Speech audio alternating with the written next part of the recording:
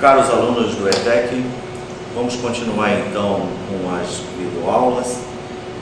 Nós vamos mostrar hoje como nós vamos utilizar a nossa pseudolinguagem para a escrita dos nossos algoritmos. Como objetivo dessa aula, nós temos a definição de uma pseudolinguagem para a escrita de nossos algoritmos. Por que isso? Nós utilizamos para escrever os nossos algoritmos uma linguagem específica para que fique padronizado a forma que cada um vai escrever a resolução dos problemas.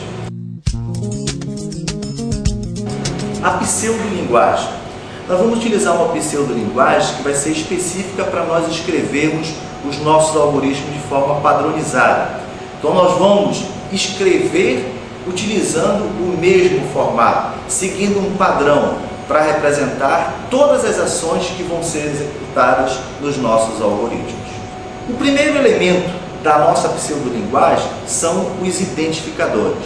Os identificadores vão ser os nomes que nós vamos designar uma entidade em um algoritmo ou programa. Qualquer objeto que eu utilizar no meu programa, eu vou representar por um identificador. E eu preciso ter um cuidado muito grande com a identificação desses identificadores. Primeiro, a nomeação desses identificadores precisam começar sempre por um caractere alfabético. Eu preciso começar por uma letra. Nós podemos utilizar caracteres alfabéticos e também numéricos. Contudo, o primeiro caractere precisa ser sempre uma letra. Então eu posso ter na composição, no nome desse identificador, também números, desde que eles venham após o caractere alfabético. Eu preciso definir nomes significativos, de acordo com o problema que eu estou resolvendo. Então, se eu quero, por exemplo, armazenar o nome de uma pessoa, o nome do identificador tem que ter alguma relação com o conteúdo que vai ter nesse identificador. Se eu quero armazenar o número, o nome desse identificador precisa ter alguma representação com o que realmente vai ser armazenado nesse identificador. Eu não posso utilizar na nomeação desses identificadores caracteres especiais, como cedilha, pontos, os sinais de acentuação nessa identificação desse identificador. De maneira nenhuma eu posso utilizar esses identificadores. Não posso utilizar espaço em branco na identificação desses identificadores. E também não posso utilizar palavras chamadas reservadas na linguagem que eu vou utilizar.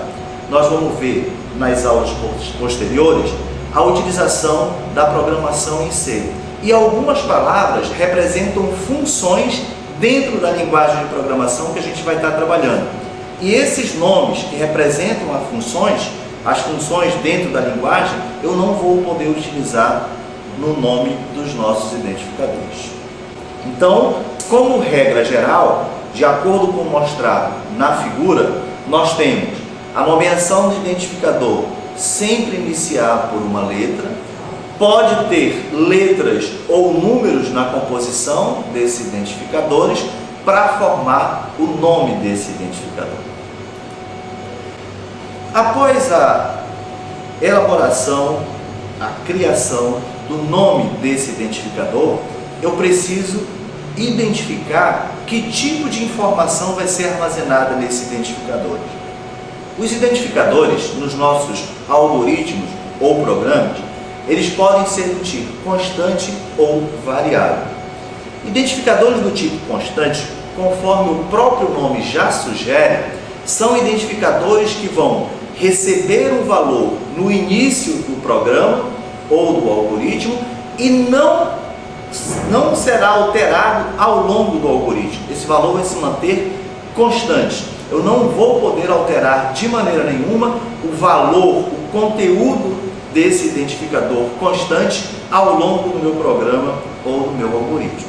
Já o identificador variável, também como o nome sugere, eu vou poder alterar o nome, vou alterar o valor desse identificador ao longo do meu programa ou do meu algoritmo. Então eu posso ter um identificador do tipo constante, onde os valores que serão atribuídos a esse identificador não poderão ser modificados ao longo do meu programa ou do algoritmo, e posso ter identificador do tipo variável, onde eu posso ter o valor desse identificador alterado ao longo do meu programa ou do meu algoritmo. Uma outra coisa que eu vou precisar ter o cuidado no meu algoritmo ou no meu programa em relação a identificador é qual o tipo de conteúdo que esse identificador vai poder armazenar. Nós podemos armazenar no identificador valores do tipo inteiro, ou seja, pode receber qualquer valor inteiro como resultado. Posso ter identificadores do tipo real, onde eu posso armazenar qualquer número real nesse identificador, e também posso armazenar valores tipo caractere, como letras, símbolos, eu posso armazenar dentro desse identificador.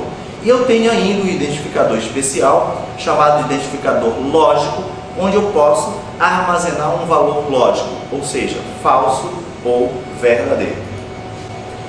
Finalmente, toda vez que eu crio um algoritmo e um programa, na hora de eu definir um identificador, eu preciso declarar esse identificador.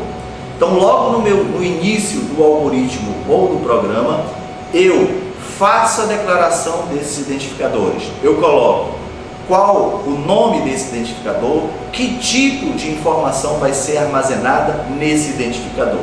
Então, nós vamos utilizar como padrão, na declaração desses identificadores, a seguinte sequência.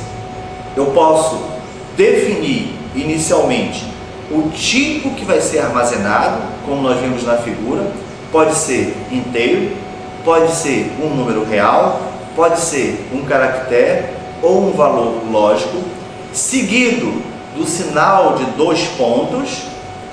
Em seguida, eu vou colocar o nome do identificador, observando as características mostradas anteriormente, ou seja, precisa começar com uma letra, pode ser seguida de números, não pode ter caracteres especiais, espaço em branco ou utilizar nomes reservados da linguagem. E finalmente, o símbolo ponto e vírgula, finalizando a identificação desse identificador. Se eu tiver mais de um identificador do mesmo tipo, eu separo esse identificador com a vírgula. Expressões. Na nossa pseudolinguagem, fatalmente nós vamos utilizar algumas expressões. E as expressões são representadas por uma combinação de variáveis, constantes e operadores. E uma vez avaliada, resulta em um determinado valor. Então nós criamos nos nossos algoritmos ou programas várias expressões para resolver os nossos problemas. E nessas expressões nós vamos utilizar alguns operadores aritméticos e outros operadores lógicos. Inicialmente os operadores aritméticos. Os operadores aritméticos, eles são utilizados para realizar cálculos matemáticos nos nossos algoritmos ou programas. Eu não estou dizendo aqui que sempre eu vou utilizar operadores matemáticos nos meus algoritmos ou programas, mas se eu precisar utilizar cálculos nos meus algoritmos ou programas, eu vou utilizar esses operadores conforme vão ser mostrados aqui.